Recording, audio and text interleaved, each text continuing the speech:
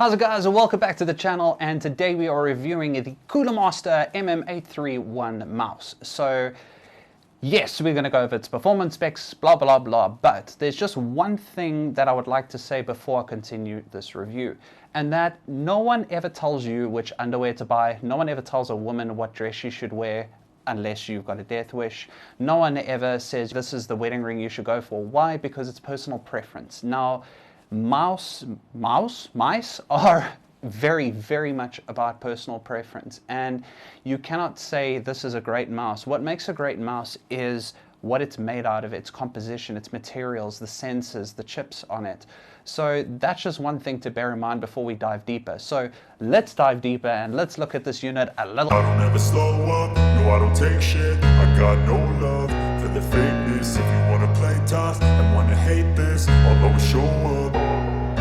I don't ever slow up, no I don't take shit. I got no love for the fakeness. If you wanna play tough and wanna hate this, I'll always show up and make a statement. I don't ever slow up, no I don't take shit. I got no love for the fakeness. If you wanna play tough and wanna hate this, I'll always show up and make a statement. Everything I do so instinctive and so passionate. Every word I move so descriptive like an adjective. I got a vendetta against people who patented being negative when you should be getting after it. I got facts over tracks, this and that. Spitting slow, spitting fast. I could roast, I could gas. Think I'm okay at last, but I don't know if that can. Okay, so let's start off with the design. Now, the design is a panel design, which generally doesn't do too well. But what this has actually done is it's created a nice aggressive profile for this mouse, and it screams, again, and I say this a lot, but it screams gaming, especially with the RGB, which I love, and I'll get to that. But the one thing that could be a problem with that is because of these panels, and you would have seen those close up, is it might have the ability to get full, the proclivity to fill up with a little bit of gunk, so there might be a little bit of effort with regards to cleaning it or keeping it maintained. Next, the entire mouse is not sheen, it's not a smooth surface, it's actually a very rough surface, and funny enough, I love that about it because I generally, and I've said this before, I sweat. So when I was actually playing, even for like 3, 4, 5 hours, even with a little bit of sweat coming through the fingers, I didn't lose any grip on the mouse. I had maximum control over it because the little raised or little rough edges made sure that when I clicked, it stayed clicked. I didn't slip off. So found that really great about the design of this mouse. Also on the mouse, you will see on the side that there is a rubber stopper to prevent any slip for you being able to hit mouse 4 and 5, which was really great. And yeah, during gaming, I didn't even notice it, and maybe it's a good thing I didn't notice it because I never had any issues with being able to get to mouse 4 and 5. Now, Cooler Master says that this is palm and this is claw grip. Now, I agree with palm. I do not agree with claw. I find that your carpals sit a little bit high up on the mouse for this to be a true claw grip. Maybe like a half or quarter type of claw. But if you're a full palm gamer, this is definitely something that is a full palm. Also on the design, the feet or sliders at the bottom are super smooth, and you can see that by just how effectively this mouse slides all over the mat, and that is obviously added to by the fact that it is wireless. So really cool. I could do this for a while longer. Overall, the design of this mouse is really good, but we'll touch a little bit more on that in the conclusion. Okay guys, specs. So we have 1, 2, 3. It doesn't go left or right, so your middle is actually only 1, 2, 3, 4, 5, 6 buttons on this mouse. So we got a 6-button mouse. Now that is attributed to the fact that you can create macros around them, which I'll get to in the features. But 6 buttons on tech specs to start off with.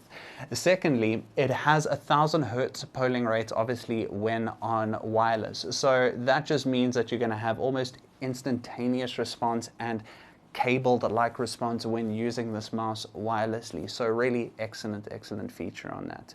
You can connect to your PC in 3 ways. You can connect wirelessly through Bluetooth or the 2.4 dongle that it comes with. It's actually, if I didn't show you before, it's inside there. You put that little thing with the magnets on. And lastly, you can do it through cabled, and that is done just by adjusting the little dial at the back. And obviously for Bluetooth, there's a pairing function which you would need to use. It also charges wirelessly on a Q iPad if you do have a Q iPad, so a really cool tech spec for this mouse. Now, I've left DPI till last because mice manufacturers have honestly run out of things to improve on except for weight as well as the sensor. So this goes up to 32,000. Now, what does that mean? It means absolutely nothing, but before I tease Cooler Master too much, showing that they can get up to 32,000 is just showing that they are still putting R&D into their mice. So it's just a way of showing, even though it's completely useless. Well, it's actually not useless. I did something. I flicked the mouse really hard, and this is what happened.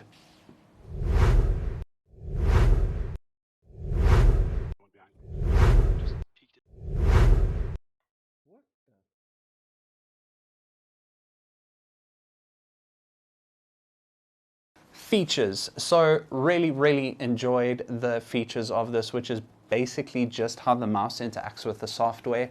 So you will have the ability to change all the DPI settings and so on, as I'll show you in the video coming up. But what was most impressive is the RGB. So the first thing we see when we open up the software, obviously the MMA31 is plugged in. So you will have the ability to change all 6 buttons. DPI cycle is unchangeable, but you can change the 5. DPI cycle actually works in tandem with other buttons, but I'll show you that in a second. So you can theoretically make your right click into a left click. So you can have 2 left clicks. Moving on to lighting, you have all the typical LED mode, static breathing, spectrum, rainbow, comet, and etc. But what I really found cool was there's about 21 individual LEDs that you are able to change on the mouse. And you can see that from the right hand side of the mouse, the left hand side of the mouse going all the way up, as well as being able to change the scroll wheel and the DPI changer. Then onto performance. Your DPI settings will be changed by the mouse sends button over there. So we have 400, 400,000, 200, 400, 16,000, and then 32. And those will also be able to be changed depending on your preference. As you can see, I'm at a snail's pace now, but changing that back. You can also change your OS double click speed, your button respond time, and then a polling rate. Obviously, as a big advertisement feature, your 125 Hertz to 1000, making your response time a little bit higher, which gives you a nice advantage. Now, macros, you have the ability to create your own macros and then activate those macros by changing it inside of the buttons settings. So you'll be able to choose macro, not popping up here because I haven't created a macro. Now, one feature that is a slight irritation is that if we look underneath the mouse, you'll be able to see that you can choose between Bluetooth, wireless, and plugged in via USB, the frontal USB-C. And now this is plugged in via USB-C. And if I unplug that, it will say no Cooler Master device found. And if I change that to wireless or Bluetooth, it doesn't really matter, and I try open the program on Cooler Master, you will see that it says no device found, even though the little USB connector is actually plugged in. Same thing if I change it over to Bluetooth. I will say, okay, here I just need to activate Bluetooth. Now Bluetooth is connected, and let's try and reactivate the program. And still no mouse found. This means that you won't be able to change any of the RGB settings or the polling rate settings within the software unless you hard connect it via cable.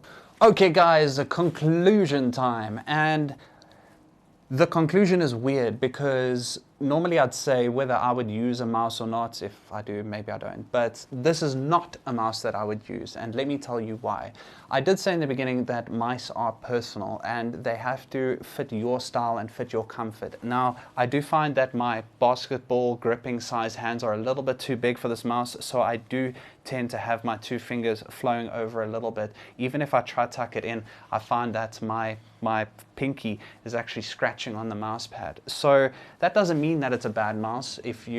Maybe if you have ogre size hands, it is a bit of a negative. But the one thing that I'd say this mouse definitely is not for is for first person shooters. And that's because of the weight. The 126 grams does not lend itself to be a first person shooter mouse whatsoever. But where would this mouse really, really shine? It shines in strategy games like Rome Total War or Civilization or Age of Empires, because yes, you can adjust your DPI on the fly with a little middle mouse button, so if you need to get to the other side of the map, it's a nice quick thing. Yes, a lot of mice have that, but why that's so cool is because of the ability to macro or change your little bindings, mouse 4 and 5 especially, to macro bindings. So if you want to create macros, especially inside World of Warcraft or even Age of Empires, that kind of thing, when you need to do a couple of things at once and you want to create a script almost, that becomes a massive, massive plus. So very, very geared towards strategy type games. Now let's get to the conclusion of all things where it comes down to, which is price. This goes for about 1,199 Rand or $70, $65. I don't know why everyone's saying dollars. Maybe people are shopping on Amazon, which you shouldn't. Buy local, support local. But anyway, is it a good mouse for the price? I honestly have to say yes, like by a country mile. Why? Because you're getting a 32,000 DPI completely useless sensor, but you're still getting it. It means that you've got a high quality item. You've got 1,000 Hertz polling rate. You've got 3 different connectivity types. You've got RGB for days and customizations for days. You really got a good looking mouse. Its design, everything is so well put together. It just matters if this mouse feels right to you. I enjoyed using this mouse, except for the chafing that it gave me on the pinky, but honestly, overall, I think it's a really good mouse, and I can't find too much negative to say, especially considering that it retails for 1,200 Rand when you can pay so much more to get the exact same thing. I want to thank Cooler Master for sending me this mouse. It has been really, really a privilege to be able to review this mouse for Cooler Master. Otherwise, guys, I hope you enjoyed it, and if you haven't subscribed, please subscribe. If you haven't hit the bell for notifications, hit that bell, because there's plenty more to come, I hope, touch wood. But otherwise, have an epic evening, morning, night, wherever you are. Guys, have a fantastic one. Cheers. Bye-bye.